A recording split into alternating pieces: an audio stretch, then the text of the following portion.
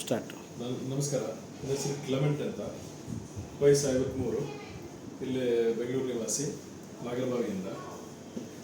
So ನಾನು ಸತತ ಒಂದು 16 ವರ್ಷದಿಂದ ರೆಗ್ಯುಲರ್ ಬ್ಲಡ್ ಡೊನೇಷನ್ ಮಾಡ್ತಿದ್ದೀನಿ. ಅದು ವಾಲಂಟ್ರಿ ಬ್ಲಡ್ ಡೊನೇಷನ್ ಮಾಡ್ತಿದ್ದೀನಿ. ಸೊ ಬ್ಲಡ್ ಡೊನೇಷನ್ ಬಗ್ಗೆನ ಅವೇರ್ನೆಸ್ ಕ್ರಿಯೇಟ್ ಮಾಡಬೇಕು, ಇನ್ನು ಜನರಿಗೆ ಜಾಗೃತಿ ಮೂಡಿಸ್ಬೇಕು, ಮತ್ತು ಸಮಾಜಕ್ಕೆ ಯಾವ ಥರ ಹೆಲ್ಪ್ ಆಗುತ್ತೆ, ಮತ್ತು ನಮ್ಮಿಂದ ನಾವು ಯಾವ ಥರ ಬ್ಲಡ್ ಡೋನರ್ ಆಗಿ ಒಂದು ಸಮಾಜಕ್ಕೆ ಒಂದು ಕಾಂಟ್ರಿಬ್ಯೂಷನ್ ಮಾಡೋದು ಅಂತ ಹೇಳ್ಬಿಟ್ಟು ಆ ಪರ ಇವತ್ತು ಒಂದು ಅವೇರ್ನೆಸ್ ಕ್ರಿಯೇಟ್ ಮಾಡೋದಕ್ಕೋಸ್ಕರ ವಿಡಿಯೋ ಮಾಡ್ತಿದ್ವಿ. ಸುಮಾರು ಎಷ್ಟು ವರ್ಷಗಳಿಂದ ನೀವು ಬ್ಲಡ್ ಡೊನೇಷನ್ ಮಾಡ್ತಾಯಿದ್ದೀರಾ ಸರ್? ಸರ್ ನಾನು ಬಂದ್ಬಿಟ್ಟು ರೆಗ್ಯುಲರ್ ಆಗಿ ಒಂದು 16 ಇಯರ್ಸಿಂದ ಮಾಡ್ತೀನಿ, 16 ವರ್ಷ. ನೀವು 16 ವರ್ಷದ ರಕ್ತದ ಬ್ಲಡ್ ಡೊನೇಷನ್ ಮಾಡಿದಾಗ ನಿಮಗೆ ಯಾವುದಾದ್ರೂ ಹೆಲ್ತ್ ಇಶ್ಯೂಸ್ ಏನಾದರೂ ಕಂಡು ಬಂದಿದೆಯಾ? ಸರ್ ಇದುವರೆಗೂ 16 ವರ್ಷದಿಂದ ಮಾಡಿದ್ದೀನಿ. ಇವತ್ತು ನಾನು ಹೇಳ್ದಂಗೆ ಇವತ್ತು ನನ್ನ ವಯಸ್ಸು 53. ಇದುವರೆಗೂ ನನಗೆ ಯಾವುದೇ ಥರದ ಡಿಸ್ಕಂಫರ್ಟ್ ಆಗಲಿ, ಮತ್ತು ಯಾವುದೇ ಥರದ ತೊಂದರೆಗಳಾಗಲಿ, ಕಾಯಿಲೆ ಬೀಳೋದಾಗಲಿ, ತಲೆ ಸುತ್ತ ಬಂದು ಬೀಳೋದಾಗಲಿ, ಯಾವುದೇ ಥರದ್ದು ಪ್ರಾಬ್ಲಮ್ ಇದುವರೆಗೂ ನಾನು ಫೇಸ್ ಮಾಡಿದ್ದಿಲ್ಲ. ನೀವು ರಕ್ತದಾನ ಮಾಡಲಿಕ್ಕೆ ಪ್ರೇರಣೆ ಏನು? ಯಾವುದಾದ್ರೂ ಸಿಚುವೇಶನ್ನ ಅಥವಾ ನೀವೇ ವಾಲಂಟ್ರಿಯಾಗಿ ಬ್ಲಡ್ ಡೊನೇಷನ್ ಬಗ್ಗೆ ಅವೇರ್ನೆಸ್ ಇಟ್ಕೊಂಡು ರಕ್ತದಾನವನ್ನು ಮಾಡ್ತಾಯಿದ್ದೀರಾ? ಹರೀಶ್ ಅವರೇ, ನಾನು ಬ್ಲಡ್ ಡೊನೇಷನ್ ಮಾಡ್ತಿರೋದು ನನಗೆ ಯಾವಾಗ ಅವೇರ್ನೆಸ್ ಬಂತು ಬ್ಲಡ್ ಡೊನೇಷನ್ ಬಗ್ಗೆ. ಸೊ ಇದ್ರ ಬಗ್ಗೆ ನಾನು ತುಂಬ ರಿಸರ್ಚ್ ಮಾಡಿದೆ ಮತ್ತು ಸ್ಟಡಿ ಮಾಡಿದೆ. ಮತ್ತು ಭಾಳ ನಮ್ಮ ಸ್ನೇಹಿತರಿದ್ದಾರೆ, ಡಾಕ್ಟರ್ಸ್, ನರ್ಸಸ್, ಅವ್ರ ಹತ್ರ ನಾನು ಮಾಹಿತಿ ಪಡ್ಕೊಂಡೆ. ಬ್ಲಡ್ ಡೊನೇಷನ್ ನಮಗೆ ಮತ್ತು ನಾವು ಮಾಡೋದ್ರಿಂದ ಅದು ಬ್ಲಡ್ ಚೆನ್ನಾಗಿದ್ರೆ, ಒಳ್ಳೆ ಕ್ವಾಲಿಫೈಡ್ ಎಲಿಜಿಬಲ್ ಬ್ಲಡ್ ಆಗಿದ್ರೆ, ಮತ್ತು ಅದು ಯಾರನ್ನ ಅಕ್ಸೆಪ್ಟ್ ಮಾಡ್ತಾರೆ ಅವ್ರಿಗೆ ಯಾವ ಥರದ್ದು ಅದು ಹೆಲ್ಪ್ ಆಗುತ್ತೆ ಅಂತ ಹೇಳ್ಬಿಟ್ಟು ಇದ್ರ ಬಗ್ಗೆ ಫುಲ್ ಸೈಂಟಿಫಿಕಲ್ ಆಗಿ ಅವೇರ್ನೆಸ್ ತಿಳ್ಕೊಂಡು ಮತ್ತು ನಾನು ಬ್ಲಡ್ ಡೊನೇಷನ್ ಮಾಡೋಕ್ಕೆ ಸ್ಟಾರ್ಟ್ ಮಾಡಿದೆ. ನಿಮಗೆ ಬ್ಲಡ್ ಡೊನೇಷನ್ ಮಾಡೋದ್ರಿಂದ ಬ್ಲಡ್ ಮತ್ತು ಬ್ಲಡ್ ಕಾಂಪೊನೆಂಟ್ಸು ಆ ಥರ ಬಗ್ಗೆ ಏನಾದರೂ ನಾಲೆಡ್ಜ್ ಇದೆಯಾ ನಿಮಗೆ? ಸುಮಾರು ಇದರಲ್ಲಿ ನಾಲೆಜ್ ಇದೆ. ಬ್ಲಡ್ ಡೊನೇಷನ್ ಮಾಡೋದು ಬಂದ್ಬಿಟ್ಟು ಇವಾಗ ಸುಮಾರು ಪೇಷಂಟ್ಗಳು ಆಪ್ರೇಷನ್ನಲ್ಲಿ ಇರ್ಬೋದು, ಆಪ್ರೇಷನ್ ಅವ್ರ ಬ್ಲಡ್ ಬೇಕಾಗುತ್ತೆ. ಪ್ಲಸ್ ನನ್ನ ಬ್ಲಡ್ ಬಂದ್ಬಿಟ್ಟು O positive. So O positive donor ಜಾಸ್ತಿ ಇದ್ದಾರೆ, ಎಕ್ಸೆಪ್ಟ್ ಮಾಡೋರು ಜಾಸ್ತಿ ಇದ್ದಾರೆ. ಮತ್ತು ಬ್ಲಡ್ ಕಾಂಪೊನೆಂಟ್ಸ್ ಅದರಲ್ಲಿ ಭಾಳ ಇರ್ಬೋದು. ಮೆಡಿಕಲ್ ಟರ್ಮಿನಾಲಜಿ ನನಗೆ ಗೊತ್ತಿಲ್ಲ, ಬಟ್ ಡೆಂಗು ಪೇಷಂಟ್ ಯೂಸ್ ಆಗುತ್ತೆ. ಪ್ಲಸ್ ಬೇರೆ ಬೇರೆ ಕಾಯಿಲೆದವ್ರಿಗೆ ಯೂಸ್ ಆಗುತ್ತೆ. ಪ್ಲಸ್ ಇದು ಇವಾಗ ಸದ್ಯಕ್ಕೆ ಕೋವಿಡ್-19 ಬಂದಿತ್ತು. ಕೋವಿಡ್-19 ಬಂದಮೇಲೆ ಸುಮಾರು ಜನರಿಗೆ ಹಾಸ್ಪಿಟಲ್ ಅಡ್ಮಿಟ್ ಆಗುವಾಗ ಬ್ಲಡ್ ಅವಶ್ಯಕತೆ ಇತ್ತು.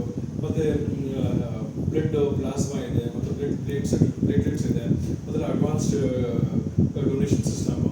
ಮತ್ತು ನಾನು ಮಾಡ್ತಿರೋದು ಬೇಸಿಕ್ಕು, ಅಂದರೆ as A donor each time ಬಂದ್ಬಿಟ್ಟು ನನ್ನ ವೆಯ್ಟ್ ತಕ್ಕಂಗೆ ನಾನು 450 ಮಿಲಿ, ಅಂದರೆ ಕ್ಲೋಸ್ ಟು ಅರ್ಧ ಲೀಟರ್ ಬ್ಲಡ್ ಡೊನೇಷನ್ ಮಾಡ್ತೀನಿ. ಮತ್ತು ಇನ್ನೊಂದು ಅಡ್ವಾಂಟೇಜ್ ಏನಂದರೆ, ನಾನು ಪ್ರತಿ ಸತಿ 90 ದಿವಸ ಒಂದ್ಸತಿ ಇಲ್ಲಿ ಬರುವಾಗ ನಾನು ಬಿ ಪಿ ಚೆಕ್ ಮಾಡ್ತಾರೆ. ಈ ಸತಿ ಬಿ ಪಿ ನಾನು ಭಾಳ ನಾರ್ಮಲ್ ಇತ್ತು. ಸೊ ನನಗೆ ಎಲ್ಲೋ ಅನಿಸುತ್ತೆ ಬ್ಲಡ್ ಡೊನೇಷನ್ ರೆಗ್ಯುಲರಾಗಿ ಮಾಡೋದ್ರಿಂದ ಬೇಬಿ ತುಂಬ ಚೆನ್ನಾಗಿ ಕಂಟ್ರೋಲ್ ಆಗಿದೆ. ಪ್ಲಸ್ ನನ್ನ ಹಿಮೋಗ್ಲೋಬಿನ್ ಬಂದ್ಬಿಟ್ಟು ಒಳ್ಳೆ ರೇಂಜಲ್ಲಿದೆ. ಪ್ಲಸ್ ನನ್ನ ವೆಯ್ಟು ತುಂಬ ಚೆನ್ನಾಗಿ ಬ್ಯಾಲೆನ್ಸ್ ಆಗ್ತಾ ಇದೆ. ಪ್ಲಸ್ ಎಲ್ಲ ಸಂತೋಷದ ಸುದ್ದಿ ಅಂದರೆ ಇವತ್ತು ನನಗೆ ರೆಡ್ ಕ್ರಾಸಿಂದ ಒಂದು ಒಳ್ಳೆ ಮಾಹಿತಿ ಸಿಕ್ತು.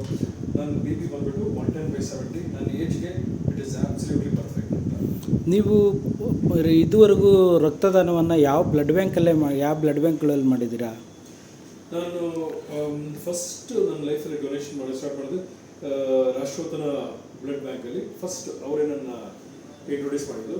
ಅದಾದಮೇಲೆ ನನಗೆ ತುಂಬ ಕಂಫರ್ಟ್ ಅನಿಸಿದ್ದು ರೆಡ್ ಕ್ರಾಸಲ್ಲಿ ಡೊನೇಷನ್ ಸ್ಟಾರ್ಟ್ ಮಾಡಿದಾಗ. ಯಾಕಂದರೆ ರೆಡ್ ಕ್ರಾಸ್ ಬಂದ್ಬಿಟ್ಟು red cross is an international brand. ಮತ್ತು ವರ್ಲ್ಡಲ್ಲಿ ಎಲ್ಲ ಕಡೆ ಅವ್ರದ್ದು ಒಳ್ಳೊಳ್ಳೆ ಬ್ರಾಂಚಸ್ ಇದೆ, ಒಳ್ಳೆ ಇನ್ಫ್ರಾಸ್ಟ್ರಕ್ಚರು, ಒಳ್ಳೆ ಸ್ಟಾಫ್ಗಳು, ಒಳ್ಳೆ ಟೆಕ್ನಿಷಿಯನ್ಸು, ಒಳ್ಳೆ ಲ್ಯಾಬ್ ಇದೆ, ಲ್ಯಾಬೋರೇಟರಿ ಇದೆ. ಮತ್ತು ನಾವು ಯಾವಾಗ ಬ್ಲಡ್ ಡೊನೇಷನ್ ಬರ್ತೀವೋ ಒಳ್ಳೆ ಅವ್ರದ್ದು ಸಪೋರ್ಟು, ಮತ್ತು ಅವ್ರ ground staff, technicians, lab attendance, ಮತ್ತು ರಿಸೆಪ್ಷನಿಸ್ಟಲ್ಲಿ ಎಲ್ಲರೂ ತುಂಬ ಒಳ್ಳೆ ಕೋಆಪ್ರೇಷನ್. ಆದ ಕಾರಣ ನಮಗೆ ಇಲ್ಲಿ ಒಳ್ಳೆ ಕಂಫರ್ಟ್ ಲೆವೆಲ್ ಫೀಲ್ ಆಗುತ್ತೆ. ಮತ್ತು ಇಲ್ಲಿ ವಾಶ್ರೂಮ್ ಫೆಸಿಲಿಟೀಸ್ ಇದೆ, ಮತ್ತು ಲಾಂಜ್ ಇದೆ, ಕುತ್ಕೊಂಡು ರೆಸ್ಟ್ ತೊಗೋಬೋದು, ಮತ್ತು ಒಳ್ಳೆ ವಾತಾವರಣ. ನೀವು ಇದುವರೆಗೂ ರೆಡ್ ಕ್ರಾಸಲ್ಲೇ ಡೊನೇಷನ್ ಮಾಡೋದ್ರಿಂದ ಅಥವಾ ರೆಡ್ ಕ್ರಾಸ್ ಬ್ಲಡ್ ಬ್ಯಾಂಕ್ ಬಗ್ಗೆ ಏನಾದರೂ ತಿಳ್ಕೊಳಕ್ಕೆ ಪ್ರಯತ್ನ ಪಟ್ಟಿದ್ದೀರಾ? ಈಗ ಯಾವುದೇ ಎಕ್ವಿಪ್ಮೆಂಟ್ಸ್ ಆಗಲಿ, ಟೆಸ್ಟ್ ಆಗಲಿ, ಅದ್ರ ಬಗ್ಗೆ ಏನಾದ್ರು ತಿಳ್ಕೊಳಕ್ಕೆ ಪ್ರಯತ್ನ ಪಟ್ಟಿದ್ದೀರಾ? ನಾನು ಇಲ್ಲಿ ಬಂದಾಗೆಲ್ಲ ಒಳ್ಳೊಳ್ಳೆ ನಮ್ಮ ಸ್ನೇಹಿತರಿದ್ದಾರೆ ಇಲ್ಲಿ ಬ್ಲಡ್ ಬ್ಯಾಂಕಲ್ಲಿ, ರೆಡ್ ಕ್ರಾಸಲ್ಲಿ ಒಳ್ಳೊಳ್ಳೆ ಟೆಕ್ನಿಷಿಯನ್ಸ್, ಒಳ್ಳೊಳ್ಳೆ ಲ್ಯಾಬ್ ಅಸಿಸ್ಟೆಂಟು, ಮತ್ತು ಎಲ್ಲರೂ ಅವ್ರ ಹತ್ರ ಇವಾಗ ಬ್ಲಡ್ ತೊಗೊಂಡಿದ್ಮೇಲೆ ನೀವೇನು ಮಾಡ್ತೀರಾ, ಲ್ಯಾಬಲ್ಲಿ ಹೆಂಗೆ ಸ್ಟೋರ್ ಮಾಡ್ತೀರಾ, ಅದನ್ನ ಹೆಂಗೆ ಪ್ಯೂರಿಫೈ ಮಾಡ್ತೀರಾ, ಮತ್ತು ಹೆಂಗೆ ಸಂಗ್ರಹಿಸ್ತೀರಾ ಅದನ್ನ, ಮತ್ತು ಅದನ್ನು ಯಾವ್ಯಾವ ಅದಕ್ಕೆ ಜನರಿಗೆ ಯೂಸ್ ಆಗ್ಬೋದು, ಮತ್ತು ಅದ್ರ ಲೈಫ್ ಎಷ್ಟು, ಮತ್ತು ಬ್ಲಡ್ ಯಾವ್ಯಾವ ಬೇಕಿದ್ರೆ ಪೇಷಂಟ್ಗಳಿಗೆ ಅವ್ರಿಗೆ ಯಾವ ಥರ ನೀವು ಕೊಡ್ತೀರಾ, ಅದ್ರ ಏನೇನು ಕಾಂಪೊನೆಂಟ್ಸ್ ಇಂಪಾರ್ಟೆಂಟು. ಇವಾಗ ನಂದು ಓ ಪಾಸಿಟಿವ್ ಬ್ಲಡ್ ತೊಗೊಂಡಿದ ತಕ್ಷಣ ಪ್ಯೂರಿಫೈ ಕ್ಲಿಯರ್ ಮಾಡಿದ ತಕ್ಷಣ ಇಮಿಡಿಯೇಟಾಗಿ ಬೇರೆಯವ್ರಿಗೆ ಕೊಡ್ಬೋದಾ, ಯಾರಿಗೆ ಅವಶ್ಯಕತೆ ಇದೆ, ಇಲ್ಲ ಏನು ಪ್ರೊಸೀಜರ್ ಪ್ರೋಟೋಕಾಲ್, ಅದ್ರ ಬಗ್ಗೆ ಎಲ್ಲ ಮಾಹಿತಿ ಒಂದಷ್ಟು ಮಾತ್ರ ತಿಳ್ಕೊಂಡಿದ್ದೀನಿ. ಮುಂದೆ ರಕ್ತದಾನ ಮಾಡುವಂಥ ಇಂಟ್ರೆಸ್ಟ್ ಇರೋರಿಗೆ ನಿಮ್ಮ ಅಭಿಪ್ರಾಯ ಮತ್ತು ಸಲಹೆ ಏನು? ನಾನು ಒಂದು ಹೇಳಕ್ಕೆ ಇಷ್ಟಪಡ್ತೀನಿ, ಕ್ಲಿಯರಾಗಿ ಹೇಳ್ಬೇಕಂದ್ರೆ ಬಹಳ ಇದೆ ಹೇಳೋಕ್ಕೆ. ಕ್ಲಿಯರಾಗಿ ನಿಮ್ಮ ಆಯುಸ್ ಅಂದರು ಏಜ್ ಹೆಚ್ಚಳ ಆಗುತ್ತೆ. ಅಂದರೆ ಇವಾಗ ಎಲ್ಲ ಒಂದು ಕಡೆ ನಾವು ಬ್ಲಡ್ ಡೊನೇಷನ್ ಮಾಡೋದ್ರಿಂದ ನಮ್ಮ ಫುಲ್ ಬಾಡಿಯಲ್ಲಿ ಸಿಸ್ಟಮಲ್ಲಿ ಹೊಸ ಬ್ಲಡ್ ಬಂದು, ಹೊಸ ಇಮ್ಯುನಿಟಿ ಬೆಳೆದು, ಹೊಸ ಬ್ಲಡ್ ಸೆಲ್ ಬಂದು RBC ಆಗಲಿ, WC ಆಗಲಿ ಎಲ್ಲ ಹೊಸದಾಗಿ, ಮತ್ತು ಇನ್ನು ನಮ್ಮ ಆಯುಸ್ಸು ಅಂದರೆ ನಾವು ಡೆಸ್ಟಿನಿ ಹೇಳೋಕ್ಕಾಗಲ್ಲ, ಯಾವಾಗ ನಮ್ಮ ಕೊನೆ ಉಸಿರು ಎಳಿಬೋದು, ಅದು 70 ವರ್ಷ ಆಗಿರ್ಬೋದು, 80 ವರ್ಷ ಆಗಿರ್ಬೋದು, ಅಷ್ಟುವರೆಗೂ ನಾವು ಹೆಲ್ತಿಯಾಗಿ ಎನರ್ಜಿಟಾಗಿ ಫೀಲ್ ಆಗ್ತೀವಿ ಬ್ಲಡ್ ಡೊನೇಷನ್ ಮಾಡೋದ್ರಿಂದ. ನೀವು ಇದುವರೆಗೂ ಬ್ಲಡ್ ಡೊನೇಷನ್ ಮಾಡೋದ್ರಿಂದ ಬ್ಲಡ್ ಡೊನೇಷನ್ ಅಡ್ವಾಂಟೇಜ್ ಎಲ್ಲ ತಿಳ್ಕೊಂಡಿದ್ದೀರಾ ಅನಿಸುತ್ತೆ ಅಲ್ವಾ? ಖಂಡಿತ. ಇದುವರೆಗೂ ಇದು